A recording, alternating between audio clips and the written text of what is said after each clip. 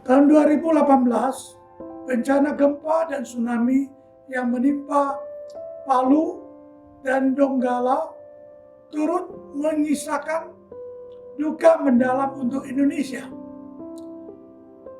Kapten atau pilot Rico Seta Mavela yang merupakan pilot maskapai nasional bercerita saat kejadian dirinya akan lepas landas dari Bandara Palu menuju Makassar. Dia berkata, kami berusaha untuk berangkat secepat mungkin karena yang saya saksikan di Facebook dan Instagram saya, suara Tuhan melalui Roh Kudus itu benar-benar memberikan petunjuk bagi saya. Ungkap Kapten Mavela di gedung Trans TV, Kapten Tendean, Jakarta Selatan.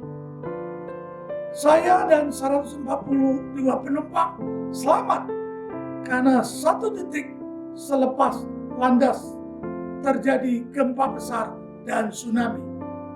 Salam sehat saudara-saudara sekalian. Malam ini saya mau bicara, ujilah suara Tuhan. Kita selalu salah dengar karena ada suara hati kita, suara Tuhan, dan suara si jahat atau si iblis. Karena dosa manusia jadi egois, mementingkan diri sendiri, dan izinkan iblis menggoda terus-menerus. Jadi lebih banyak mendengar suara sendiri dan suara dari iblis, dan abaikan suara Tuhan. Lama-lama suara sendiri dianggap dari Tuhan juga.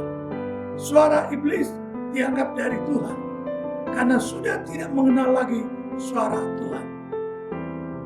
Dalam 1 Yohanes pasal 4 ayat 1, terjemahan Living Bible, dikatakan, dearly loved friends, don't always believe everything you hear just because someone say it is a message from God. Test it to see it is real. Terjemahnya yaitu bahwa di dalam surat 1 Yohanes pasal 4 ayat 1 dikatakan, jangan percaya segala yang kamu dengar karena seseorang berkata inilah berita atau kata-kata dari Tuhan. Ujilah terlebih dahulu apakah itu benar. Saudara, ujilah dengan pertanyaan-pertanyaan sebagai berikut. Hal yang pertama, apakah kata-kata itu sesuai dengan pernyataan Alkitab? Kalau Alkitab mengajarkan mengasihi Allah dan sesama, apakah kita boleh gosip orang lain? Apakah kata-kata yang menyebabkan kebencian pada orang lain itu dari Allah? Tentu tidak, karena tidak selaras dengan Alkitab. Dalam Amsal 11 ayat 1 dikatakan, neraca serong adalah kekejian bagi Tuhan, tetapi ia berkenan akan batu timbangan yang tepat. Jadi kalau ada bisikan dari dalam suara hati atau orang lain untuk mainkan timbangan supaya dapat untung lebih banyak, apakah itu dari Tuhan? Tentu bukan. Tentu bukan dari Tuhan, karena tidak sesuai firman Tuhan. Hal yang kedua, apakah kata-kata itu membuat saya lebih serupa dengan Kristus? Di dalam Filipi pasal 2 ayat 5 dikatakan, hendaklah kamu dalam hidupmu bersama menaruh pikiran dan perasaan yang terdapat juga dalam Kristus Yesus. Saudara, setiap kali saya mengkonseling pranikah, orang-orang pasangan-pasangan yang mau nikah, selalu saya bertanya, apakah kamu dengar suara dari Tuhan bahwa ini calon suamimu atau bukan? Tetapi biasanya mereka akan menjawab, iya Pak, saya sudah uji, ini dari Tuhan. Karena pasangan saya membuat saya lebih menyerupai Kristus. Saya dulu orangnya tidak sabar, Pak. Tapi selama saya bergaul dengan dia, saya menjadi sabar, menjadi penuh belas kasihan. Jadi makin rohani, makin serupa dengan Kristus. Maka dari itu saya berkata kepada dia, kalau gitu memang ini dari Tuhan. Pertanyaan ketiga, apakah kata-kata itu untuk menegur daripada menuduh atau mengancam? Menegur dari Tuhan menyadarkan kesalahan yang membuat kita harus berubah. Sedangkan mengecam atau menuduh yaitu menyerang harga diri yang mengatakan kamu tidak berguna, kamu salah besar. Dalam Roma pasal 8 ayat 1 dikatakan demikianlah sekarang tidak ada penghukuman. Dalam bahasa Inggrisnya lebih dikatakan itu adalah merupakan mengecam atau menuduh kata penghukuman itu bagi mereka yang ada di dalam Kristus Yesus.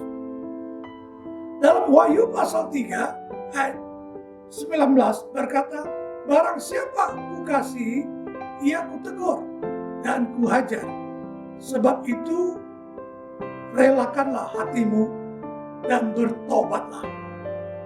Dalam bahasa Inggrisnya di Amplifier Bible dikatakan, those who I buka kurung dearly and tenderly love, I rebuke and discipline, buka kurung show them their faults and instruct them.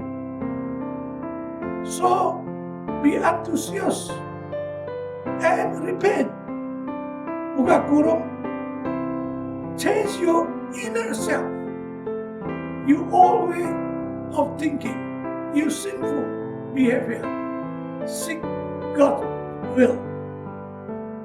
Sehingga ini berbicara kepada kita, sesungguhnya teguran dari Tuhan membawa kita bertobat dan menyadarkan kita akan dosa.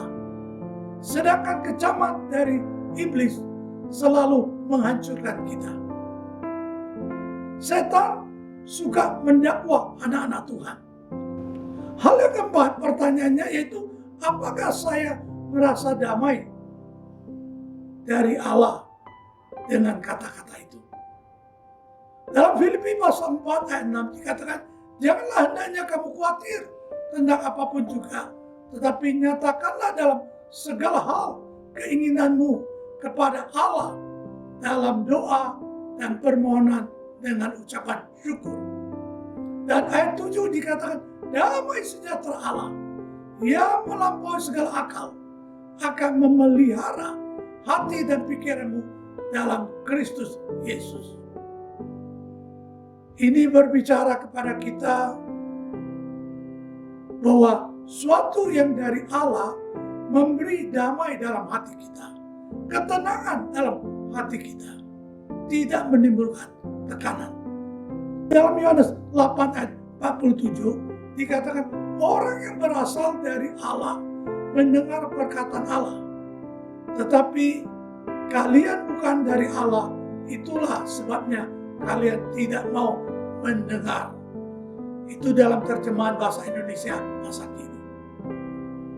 Saudara, karena dosa manusia jauh dari Allah, seperti Adam ketika jatuh dalam dosa, ia menyembunyikan diri.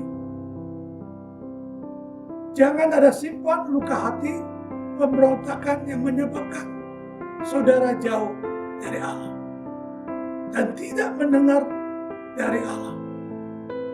Mari kembali berdamai dengan Allah sehingga saudara dapat dengar-dengaran suara Tuhan, supaya apapun keputusan yang saudara lakukan, selalu menyelamatkan diri saudara dan menyelamatkan banyak orang. Seperti yang terjadi pada pilot Ricosella Mavela itu dalam kejadian di Palu. Saudara, secara umum memang kita mengerti kalau kita dekat dengan orang itu, kita akan gampang mengerti kata-kata yang dia sampaikan, mengerti kata-kata yang diucapkan. Tapi kalau kita makin jauh terus, kita akan tidak mengerti lagi bahasa yang dia ucapkan. Maka dari itu, marilah kita mendekatkan diri dengan Tuhan dan menjadi milik Tuhan, sehingga kita mendengar suara Tuhan dengan jelas, dengan baik. Seperti yang Yesus berkata, dombaku akan mengenal suaraku. Saudara, sangat penting kalau kita boleh mengenal dan mendengar suara Tuhan.